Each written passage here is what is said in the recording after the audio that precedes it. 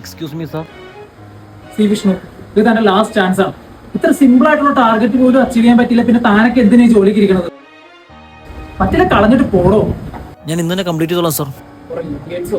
Sorry sir. You may leave. Yes sir.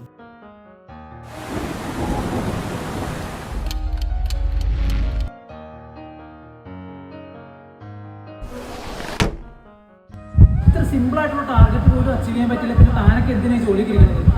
പറ്റില്ല, കളഞ്ഞിട്ട് പോടോ.